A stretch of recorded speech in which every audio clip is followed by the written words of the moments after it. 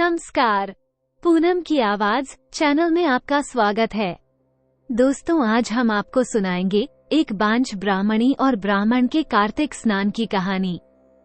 अगर आप हमारे चैनल पर नए हैं तो प्लीज हमारे चैनल को सब्सक्राइब करें, वीडियो को लाइक करें और शेयर करें। एक गांव में एक ब्राह्मण अपनी पत्नी के साथ रहता था। बहुत ही नियम कर्म दोनों पति पत्नी करते थे। बहुत पूजा पाठ करते, ईश्वर को बहुत मानते थे। पक्षियों को दाना चुगा डालते, गौ माता को रोटी खिलाते, आटे की लोई बनाकर खिलाते, मछलियों को आटे की लोई बनाकर खिलाते। फिर भी ब्राह्मणी के कोई संतान नहीं हुई। अब दोनों पति पत्नी ने अपने जीवन को भक्ति में लगा दिया कि भगवान की कृपा होगी तो एक दिन उन्हें जरूर संतान की प्राप्ति होगी। दोनों पति पत्नी गांव से दूर 12 कोस गंगाजी में कार्तिक स्नान करने जाते। वो रोज सुबह जल्दी उठते और कार्तिक स्नान करने के लिए 12 कोस पैदल जाते और गंगा स्नान करके वापस लौटते तो ब्राह्मण और ब्राह्मणी बड़े थक जाते थे। ब्राह्मणी सोचती थी, काश मेरे भी कोई बेटा या बेटी होता तो मुझे कितना सहारा होता। मैं थक हार कर आती हूँ तो आकर घर का काम करना मेरे बस में नहीं होता, लेकिन मजबूरी में करना होता है। अब धीरे धीरे समय बीतने लगा। हर साल ब्राह्मणी और ब्राह्मण कार्तिक पूजन करते, कार्तिक स्नान करते। कार्तिक स्नान, कार्तिक का महीना समाप्त होने पर ब्राह्मणों को भोजन कराते और हर जगह मन्नत मांगते कि कम से कम उन्हें एक पुत्र या पुत्री की प्राप्ति हो जाए। लेकिन धीरे धीरे समय बीता और ब्राह्मण और ब्राह्मणी की भी उम्र बढ़ने लगी। अब वो काफी उनकी उम्र हो चली, लेकिन उन्होंने अपना नियम नहीं तोड़ा। वो फिर भी 12 कोस जाते गंगा स्नान करने के लिए और गंगा स्नान करके अपना पैदल ही आते आकर अपने कार्तिक की कहानी सुनते, तुलसी जी के दीपक लगाते, आरती करते, राय दामोदर की कथा सुनते, पथवारी की कथा सुनते। यह उनका नियम कर्म था। एक दिन ब्राह्मणी रोने लगी, सोचने लगी, मेरे भी एक पुत्र होता तो मेरे घर में बहू आ जाती, बेटी होती तो अपनी माँ के दुख सुख की पूछती, कम से कम लोग मुझे बांझ तो नहीं कहते। एक औरत तो तभी पूर्ण मानी जाती है जब उसके संतान की उत्पत्ति होती है। लेकिन ब्राह्मणी बेचारी अपने मन को महसूस कर रह जाती कि हाँ, वो बहू थी, कुछ कर भी नहीं सकती थी। अपने आप को बड़ा असहाय समझती थी और गांव की औरतें थी, कभी कभी बात करते करते बांझ नाम ले देती थी तो ब्राह्मणी को बड़ा दुख होता था। बांझ शब्द उसे एक गाली के जैसे लगता था। वह खूब रोती थी। ब्राह्मण कहता था, ब्राह्मणी से अक भाग्यवान, तू क्यों इन बातों को दिल से लगाती है? हमारे नसीब में पुत्र होगा तो जरूर मिलेगा। तू भगवान पर ध्यान लगा। संसार तो झूठी मोह माया है। भक्ति में अपना मन लगा और ऐसे ही समय बीतने लगा। लेकिन ब्राह्मणी के मन में माँ बनने की लालसा लगी रही। हर औरत माँ बनना चाहती है, यह उसके लिए अद्भुत सुख होता है। वो भी चाहती थी कि उसके भी कोख से संतान का जन्म हो। लेकिन भगवान की इच्छा क्या थी, ये तो भगवान ही जानते थे। धीरे धीरे कार्तिक का महीना समाप्त होने को आया। ब्राह्मण और ब्राह्मणी ने कार्तिक के समाप्ति पर पूर्णिमा के दिन गंगा स्नान किया। ब्राह्मणों को भोज कराया। ब्राह्मणों को भोज कराते कराते ब्राह्मणी की आंखों में आंसू आ गए और आंसू जैसे ब्राह्मण को भोज करा रही थी तो एक ब्राह्मण के पैर पर गिर गए। वे कहने लगे, माता तुम इतनी दुखी क्यों हो? क्या कारण है जो आप भोजन कराते हुए भी आपकी आंखों में आंसू आ गए हैं? आपका दर्द आपकी आंखों से छलक रहा है। ब्राह्मणी बोली है, ब्राह्मण देवता, मेरे कोई संतान नहीं है। मेरे घर में सुख समृद्धि है, इतना धन दौलत है, लेकिन उसे भोग करने वाला कोई भी नहीं है। अगर मेरे कोई बेटा या बेटी होती तो मुझे भी माँ बनने का सौभाग्य प्राप्त होता। लेकिन मुझे सब बांझ कहते हैं और मुझे भगवान की कृपा से अगर एक पुत्र की प्राप्ति हो जाए तो मेरे घर में भी बहू होती। मैं भी अपने पोते पोतियों के साथ भरे पूरे परिवार का सुख भोगती। ब्राह्मण बोला, हे माता, आप भगवान पर भरोसा रखो। विष्णु भगवान तुम्हारी जरूर इच्छा पूरी करेंगे। ब्राह्मणी ने खुशी खुशी जिन ब्राह्मणों को भोज कराया उचित दक्षिणा देकर उन्हें विदा किया। उसके बाद ब्राह्मणी बड़ी उदास हो गई क्योंकि उम्र निकल रही थी और प्रौढ़ अवस्था उनकी आ चुकी थी। फिर से कार्तिक का महीना आया। ब्राह्मणी आती थक जाती। अब ब्राह्मण जब रोने लगती, ब्राह्मण उसे उसकी ढांढस बंधा था। ब्राह्मणी का धीर बंधाता कहता, अरे भगवान, तू क्यों दुखी होती है? तू बहू चाहती है ना? कार्तिक का महीना समाप्त होने दे। भगवान ने चाहा तो मैं तेरे लिए बहू लेकर आऊंगा। ब्राह्मणी कहने लगी, क्यों मेरा मजाक उड़ाते हो? गांव समाज तो मुझे बांझ कहता ही है कि अगर किसी से भी मनमुटाव हो जाए तो कहते हैं कि खिला ले ललना और भोग ले सुख बहू बेटों का, क्योंकि बड़ा ढोंग करती है, पूजा पाठ करती है, दिखाती है, तभी तो बांझ है। फिर भी मैं बाहर वालों के तानों से ही नहीं उबर पाती। अब आप भी मेरे साथ मजाक करने लगे हैं कि मेरे लिए बहू लेकर आओगे। बिना बेटे के बहू कहाँ से आएगी? तब ब्राह्मण कहने लगा, अरे भाग्यवान, तो क्यों इतना दिल पर ले रही है? खुशी खुशी रहे। भगवान ने चाहा तो तेरी इच्छा जरूर पूरी होगी। अपने पति के मुख से ऐसी बातें सुनकर ब्राह्मणी को कुछ आस बंधी। अब दोनों ब्राह्मण ब्राह्मणी फिर अपना कार्तिक स्नान करने जाते। 12 कोस जाते और 12 कोस फिर वापस पैदल आते। यही उनका नियम था। गांव वाले तो कहते हैं कि अड़ोसी पड़ोसी को तो जलने वालों की कोई कमी नहीं होती। कोई पूजा पाठ करो या कोई भी कुछ काम करो, उन्हें तो 10 अच्छा कहेंगे तो 10 बुरा कहेंगे। ये तो रीत चली आ रही है। अब ब्राह्मणी किसी की बातों पर ध्यान नहीं देती थी। अपने भगवान की पूजा करती, तुलसी जी की पूजा करती, कहानी सुनती, राई दामोदर भगवान की पूजा करती, विष्णु भगवान माता लक्ष्मी की पूजा करती, और बस उसका तो एक ही मन्नत थी कि उसे एक पुत्र की प्राप्ति हो जाए। अभी भी उसे यही आशा थी कि उसके माथे पर लगा बांझ का कलंक धुल जाए, कोई उसे बांझ न कहे। अब ब्राह्मण ने देखा कि ब्राह्मणी दिन पर दिन सूखती जा रही है, बड़ी दुखी है। ब्राह्मण ने ब्राह्मणी को बहुत समझाया। ब्राह्मण जब भी बात करता तो ब्राह्मणी की आंखों में आंसू आ जाते। अपनी प्रिया की बातें सुनकर ब्राह्मण को भी दुख होता, क्योंकि वह पिता बेशक था लेकिन अंदर से पिता नहीं था। पिता बनने का सौभाग्य उसे नहीं मिला था तो अंदर से वो भी दुखी होता था। पिता बनने का सौभाग्य तो वो भी चाहता था, लेकिन औरतें थोड़ा आंसू बहाकर दिखा देती हैं और जो आदमी होते हैं वो आंसू नहीं बहाते, लेकिन अंदर से तो उनका भी दिल रोता है।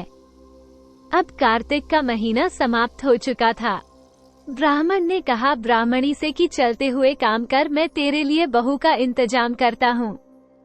तेरे लिए बहू लेकर आऊंगा तो एक काम कर, मेरे लिए रास्ते के लिए थोड़ा आटा एक थैली में भरकर दे दे, ताकि मुझे कहीं भूख लगेगी तो मैं कहीं भी अपनी 4 रोटी बनवा कर खा लूंगा। और एक काम जरूर करना, उस आटे में सोने की अशर्फियां डाल देना। ब्राह्मणी को तो कुछ समझ में नहीं आ रहा था कि ब्राह्मण क्या करने वाला है। उसने जैसे ब्राह्मण ने कहा वैसे उसने कर दिया। उसने एक थैली में आटा डाल दिया और उसमें 10-12 सोने की अशर्फी डाल दी और उन्हें लेकर ब्राह्मण चल दिया। चलते चलते ब्राह्मण अपने गांव से घनी दूर निकल गया और चलते चलते गांव छोड़ फिर दूसरा गांव मतलब निकलता गया बहुत खोजने के लिए। लेकिन खोजे तो खोजे कैसे? ब्राह्मण बड़ी असमंजस में था। तभी वह एक गांव के बाहर निकला जा रहा था।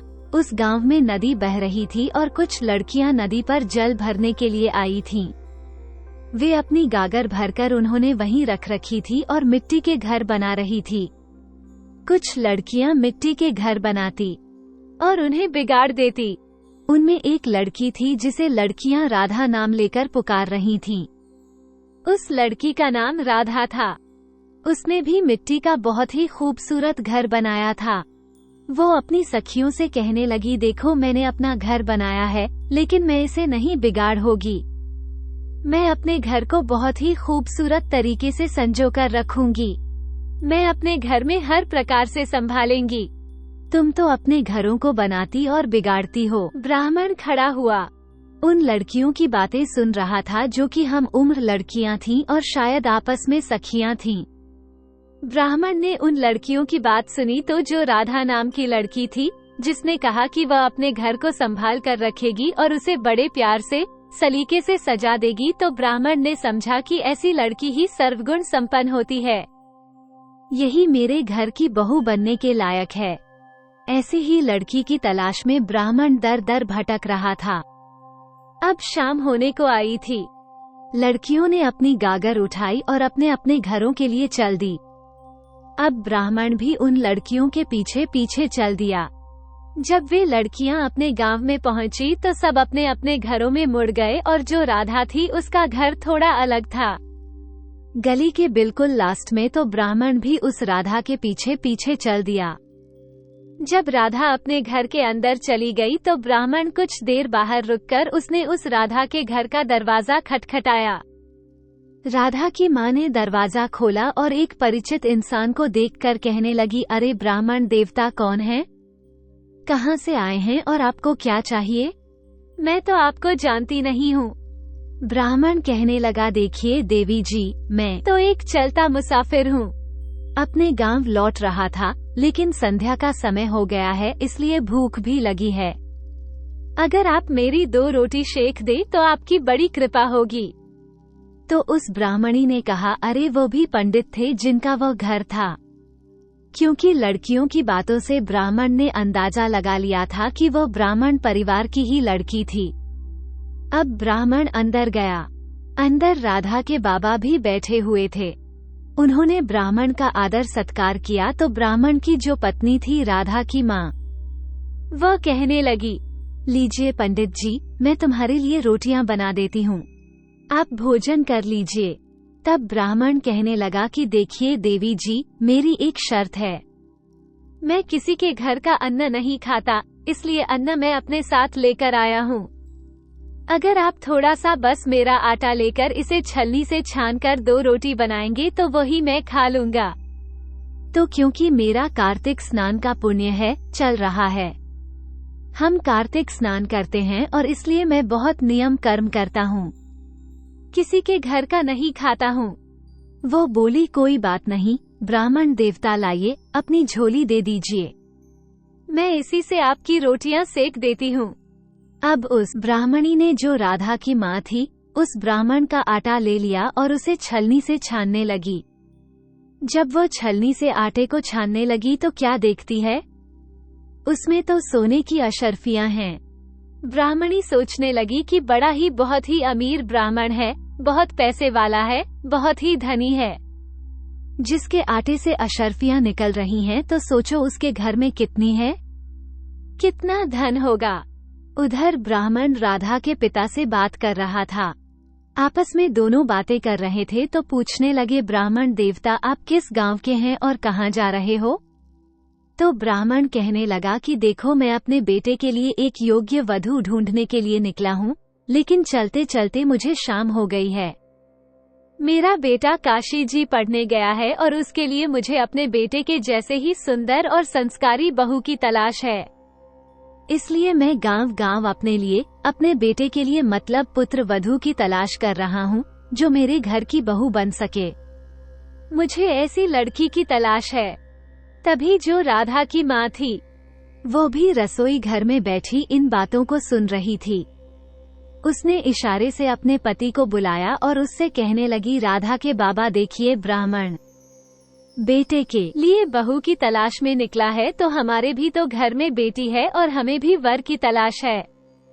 घर बैठे इतना अच्छा रिश्ता आया है, और देखिए ब्राह्मण बड़ा धनवान है और बेटा भी संस्कारी, काशी जी पढ़ने गया है, तो हमारी राधा कैसी रहेगी?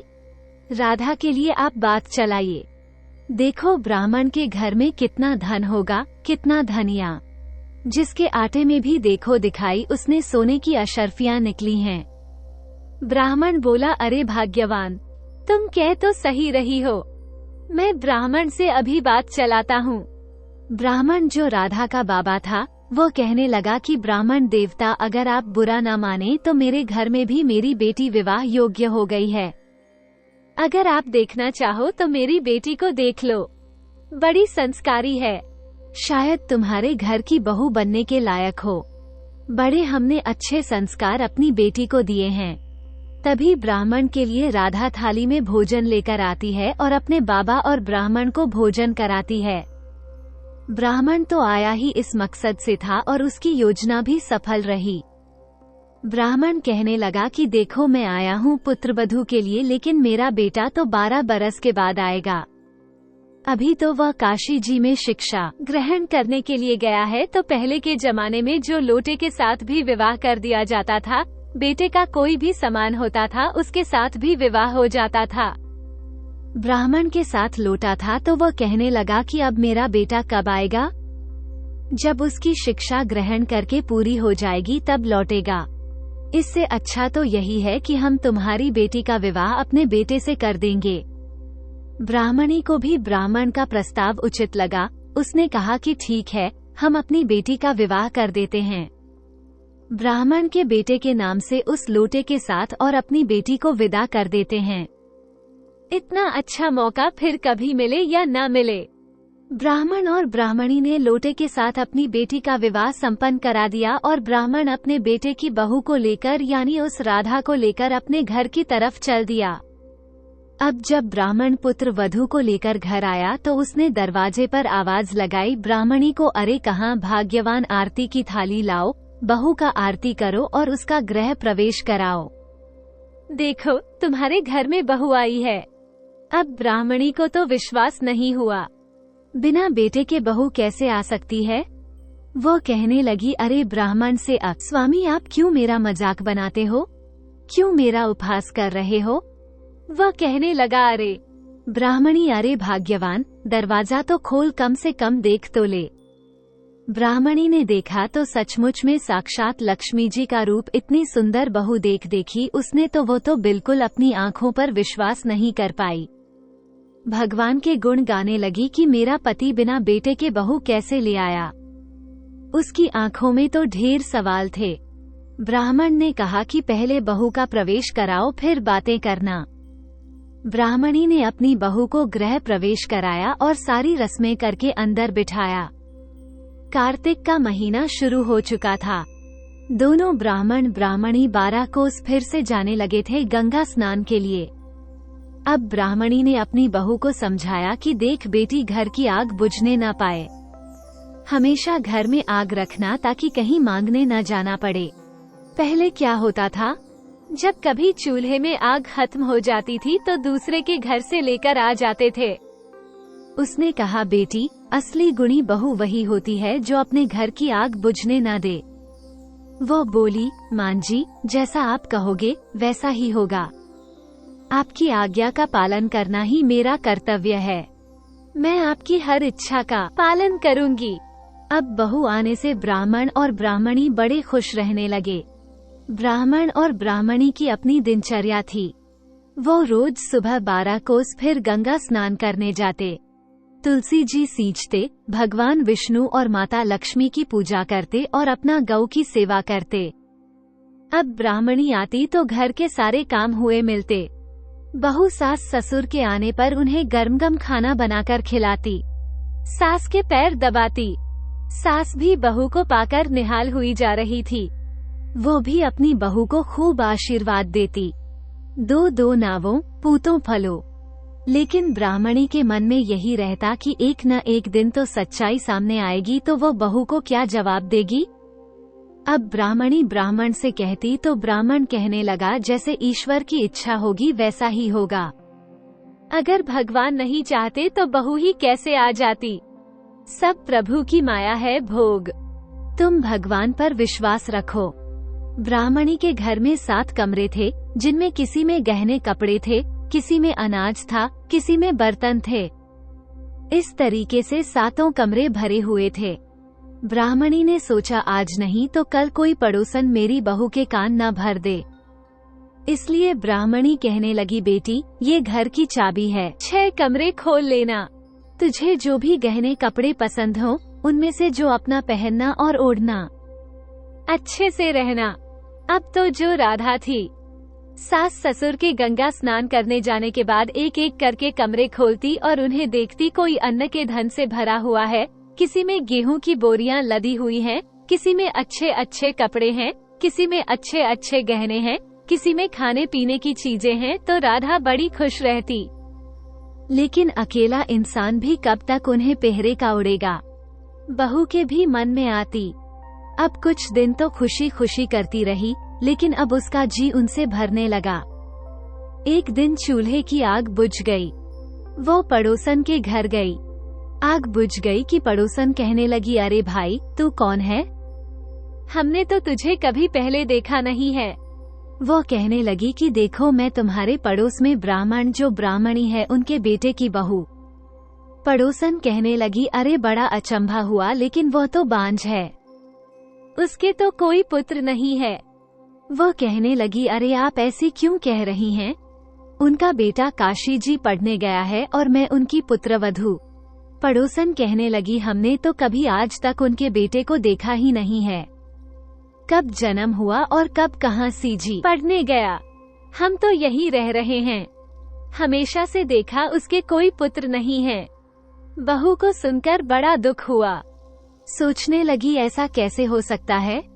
वो कहने लगी, माँ जी, आपको कोई गलतफहमी हुई है। भला कोई बिना बेटे के बहू कैसे ला सकता है? मेरे सास ससुर तो बहुत अच्छे हैं और बहुत ही मुझे प्यार करते हैं। एक बेटी के जैसे आप गलत बोल रही हैं। तब पड़ोसन कहने लगी, बहू से देख, हम गलत नहीं कह रहे। अगर इसका कोई पुत्र होता तो कोई ना कोई तो देखता। अड़ोसी पड़ोसी किसी ने भी आज तक इसका पुत्र नहीं देखा। अगर तुम्हें हमारी बात का विश्वास नहीं है तो तुम अपने सास ससुर से पूछ लेना। तो वह कहने लगी, माँ जी, मैं ऐसे कैसे पाप कर सकती हूँ? मेरे सास ससुर से पूछना मतलब मुझे उनके ऊपर शंका करना पाप के बराबर है। तो वह कहने लगी कि बेटी, मेरा कहना मान, आज दाल में नमक बहुत तेज कर देना और या तो रोटी या जली कटी बनाना। तेरे सास ससुर आए तो उनकी सेवा मत करना। वो बोली, ठीक है माँ जी, मैं ऐसे ही करूँगी, और पूछे तो बता देना कि जैसे बिन बेटे की बहू आ गई वैसे ही खाना बनाती खा लो, तुझे कुछ कहने की जरूरत नहीं है।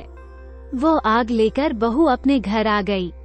आप ब्राह्मण और ब्राह्मणी गंगा स्नान करके लौटे तो आज उन्होंने देखा ना तो बहू उनकी सेवा करने के लिए आई, न ही जैसे सास ससुर आते थे।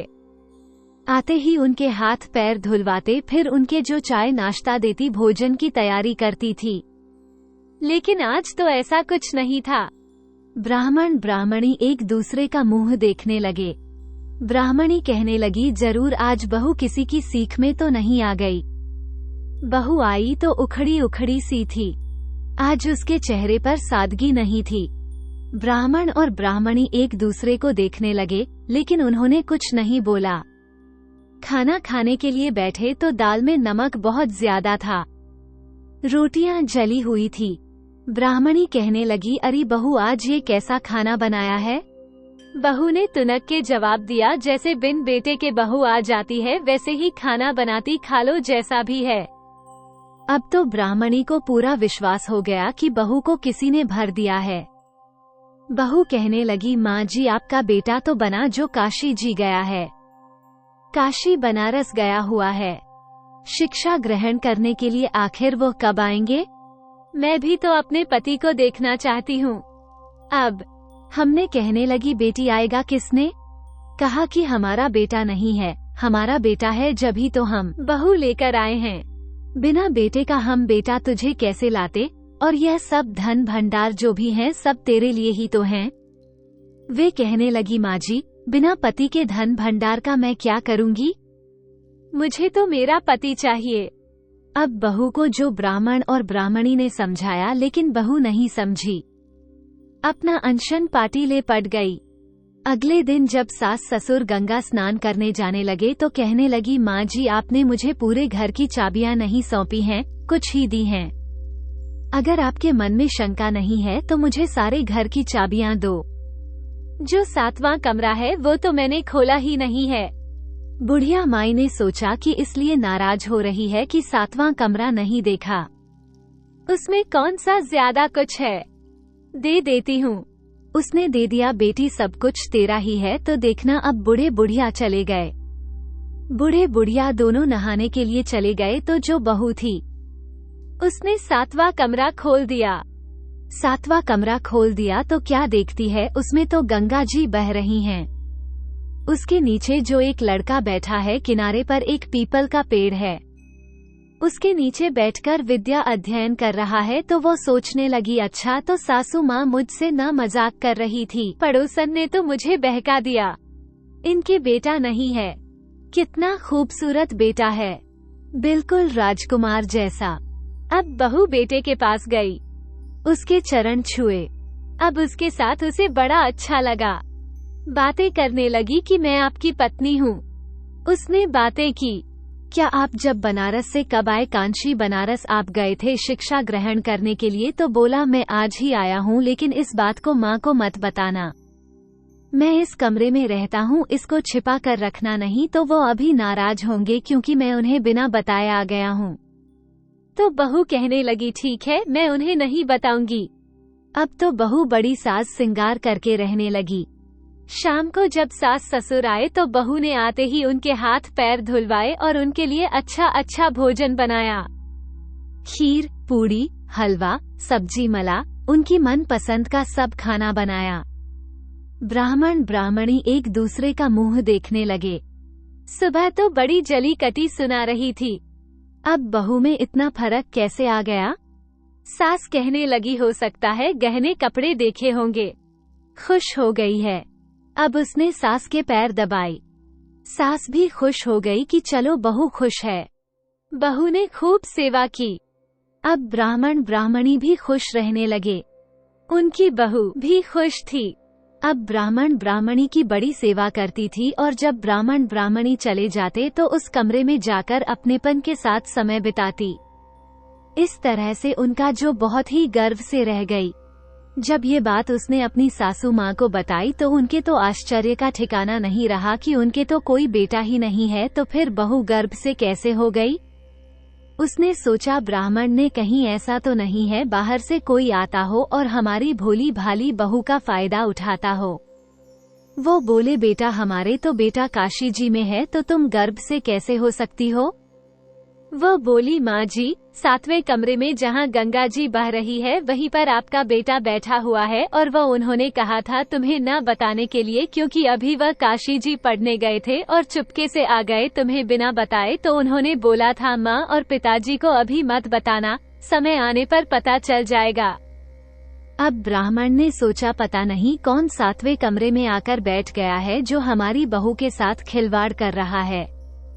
ब्राह्मण और ब्राह्मणी बहू के साथ 7वें कमरे में गए। जाकर क्या देखते हैं? गंगा जी बह रही हैं। गंगा के किनारे पीपल का पेड़ बहुत भारी वृक्ष था। उसके नीचे जो ब्राह्मण जो अपना पति बता रही थी, जिसे ब्राह्मण की पुत्रवधू, वो लड़का बैठा हुआ विद्याध्ययन कर रहा था। बड़ा ही खूबसूरत राजकुमार था, जिसे देख जो ब्राह्मणी तो देखती रह गई। कहने लगी, यह कौन है? ब्राह्मण बोला, अरे पुत्र, तू ही है, देव है, भूत प्रेत है। कौन है? यक्ष कौन है बता? वो लड़का बोला, देखो पिताजी, न तो मैं भूत न प्रेत हूँ, न ही मैं कोई देव हूँ, न ही यक्ष हूँ। मैं तो आपका पुत्र हूँ। मैं तो भगवान विष्णु के आशीर्वाद से आपको जो पुत्र रूप में पड़ा। अब ब्राह्मण ब्राह्मणी एक दूसरे को देखने लगे। ये भगवान तेरी कैसी लीला है? ये कैसी लीला रच दी, कुछ समझ में नहीं आ रहा। कौन मानेगा? ये हमारा पुत्र है और कैसे हम माने कि हमारा पुत्र है? तभी वहाँ पर भगवान विष्णु माता लक्ष्मी के साथ प्रकट हो गए। गंगा मैया भी प्रकट हो गई। कहने लगे, हे ब्राह्मण, हे ब्राह्मणी, तुमने जो हमारी इतनी पूजा पाठ सेवा भावना की है, दान पुण्य किया है, तुम्हारी उम्र बीत गई, अब उसका फल तो तुम्हें मिलना ही था। कार्तिक स्नान किया है जिसके कारण कार्तिक जी के विष्णु भगवान आए। राव दामोदर जी जो आपसे जो राय दामोदर जी प्रसन्न हुए, जो कि साक्षात विष्णु भगवान है। कार्तिक का महीना विष्णु भगवान को समर्पित होता है। आपने इनकी बड़ी सेवा की है। 12 कोस पैदल जाना और आना अपने आप में ही बड़े महत्व की बात है, इसलिए तुम्हारा पुण्य सफल रहा। तुम्हें पुत्र की प्राप्ति हुई है। अब ब्राह्मणी कहने लगी, प्रभु मुझे तो बांझ का कलंक लगा हुआ है। समाज में कौन मानेगा कि यह मेरा पुत्र और भगवान ने दिया है? तब कौन विश्वास करेगा? तब विष्णु भगवान और माता लक्ष्मी कहने लगी, इसकी चिंता तो मत करो। तुम अपने सीने से इसे लगाओगे तो तुम्हारे सीने से दूध की धार बह जाएगी और तुम इसको पुत्र रूप में स्वीकार करोगी। अब ब्राह्मण ने तो जो अपने पुत्र को पाकर बड़ी प्रसन्न हो गई, वो बोली प्रभु के कदमों में लेट गई। बोली, प्रभु ये सब समाज के आगे हो तो बड़ा अच्छा होगा, ताकि कल को हम भी गर्व से कह सकेंगे कि हमारा पुत्र है। प्रभु ने उसे आशीर्वाद दिया। तथास्तु कहकर भगवान विष्णु और माता लक्ष्मी अंतर्ध्यान हो गए। अगले दिन ब्राह्मण ब्राह्मणी ने अपनी बेटी, जो बहुत ही पुत्रवधू, उसकी गोद भराई का जो प्रोग्राम रखा कि गर्व से उसकी गोद भराई का प्रोग्राम रखा। अड़ोस पड़ोस की सभी औरतों को बुलाया गया। गोद भराई का प्रोग्राम की तैयारी होने लगी। आपस में औरतें कानाफूसी करने लगी। कहने लगी, कैसी गोद भराई, ये बहू तो चरित्रहीन होगी, इनके तो कोई पुत्री नहीं है। जब पुत्री नहीं है तो बहू गर्भ से कैसे हो गई, और हमें तो इनकी बात ही पता नहीं चल रही कि बहू ले आए तो ले कैसे आए। तब पड़ोसन की बात सुनकर ब्राह्मणी मन ही मन मुस्कुरा रही थी। वो कहने लगी, पड़ोसन जो ब्राह्मणी से जो औरतें इकट्ठे हुई थी, अरे ब्राह्मणी जी, अपने कम से कम पुत्र के तो दर्शन कराओ।